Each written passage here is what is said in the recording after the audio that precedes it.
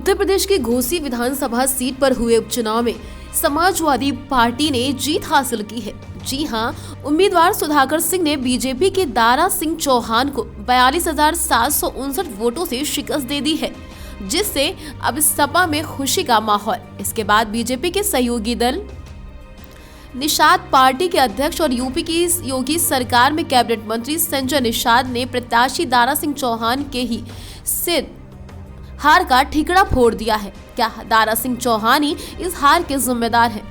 संजय निषाद ने कहा, उपचुनाव में मतदाता पार्टियों के बजाय उम्मीदवार के चेहरे पर वोट डालते हैं। घोसी में भी लोगों ने उम्मीदवार के चेहरे पर ही मतदान किया। इसके अलावा बीजेपी के कुछ लोगों ने भीतरघात भी किया। उन्होंने कहा, बीजेपी के कुछ लोगों ने संजय निषाद का विरोध कराकर अपना ही नुकसान कर लिया। हार की वजहों की समीक्षा भी होनी चाहिए।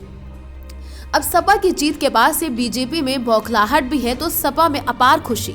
यूपी के कैबिनेट मंत्री ने कहा, इस चुनाव को कतई अगले साल होने वाले लोकसभा चुनाव से जोड़कर ना देखें, क्योंकि कहा जा रहा है इस चुनाव के बाद से लगता है बीजेपी की साख कमजोर हो गई है।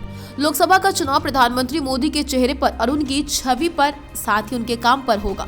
लोकसभा चुनाव में पीएम मोदी की अगुवाई में एनडीए गठबंधन एक तरफा जीत हासिल करेगा, ऐसा मानना है।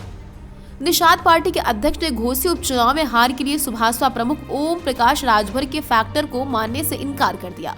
उन्होंने कहा, किसको अपने साथ लेना है, किसको नहीं, यह बीजेपी को तय करना है, क्योंकि गठबंधन में बीजेपी बड़े भाई की भूमिका में है। इस दौरान ओम प्रकाश राजभर के मंत्रिमंडल में शामिल होने पर भी संजय निषाद चुप्पी साधे रहे।